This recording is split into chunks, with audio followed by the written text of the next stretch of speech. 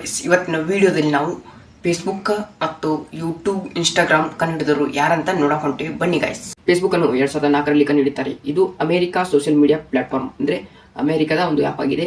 ಇದನ್ನು college friends ಆದಂತಹ mark, ದಸ್ತಿನ್, cherish ಎಂಬ 3 ಕಾಲೇಜ್ ಫ್ರೆಂಡ್ಸ್ಗಳು ಇದನ್ನು ಕಂಡುಹಿಡಿಯುತ್ತಾರೆ ಮತ್ತು ಇದು ಈಗ ದೊಡ್ಡ ಪ್ಲಾಟ್ಫಾರ್ಮ್ ಆಗಿ ಬೆಳೆದಿದೆ. ಫೇಸ್ಬುಕ್ ಎಂಬ ಹೆಸರು ಪಡೆದುಕೊಂಡು ಕರಿಜರ್ ಅಂಡ್ ಕೆವಿನ್ ಸಿಸ್ಟ್ರೋಮ್ ಎಂಬ ಇಬ್ಬರು ಸ್ನೇಹಿತರು ಇನ್ಸ್ಟಾಗ್ರಾಮ್ ಅನ್ನು ಕಂಡುಹಿಡಿಯುತ್ತಾರೆ ಮತ್ತು ಇದನ್ನು ಬಿಲ್ಡ್ ಮಾಡುತ್ತಾರೆ. ಮೊದಲು ಇದು ಫೋಟೋ ಶೇರಿಂಗ್ ಅಪ್ಲಿಕೇಶನ್ ಆಗಿ ಬಳಸುತ್ತಾರೆ. ನಂತರ ಇದನ್ನು ಏಪ್ರಿಲ್ 12ರಂದು ಫೇಸ್ಬುಕ್ ಇದನ್ನು ಕೊಂಡುಕೊಳ್ಳುತ್ತೆ.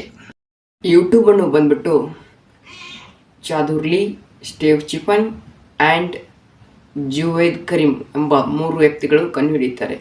ಇವರು ಪೇಪಾಲ್ನ ವರ್ಕರ್ಸ್ ಆಗಿರ್ತಾರೆ. ಇವರು ಓದಿದ ತಕ್ಷಣ ಫಾಲ್ ಬಾಯ್ ಎಂಬ ಕಂಪನಿಯು ಇದನ್ನು ಕೊಂಡುಕೊಳ್ಳುತ್ತೆ.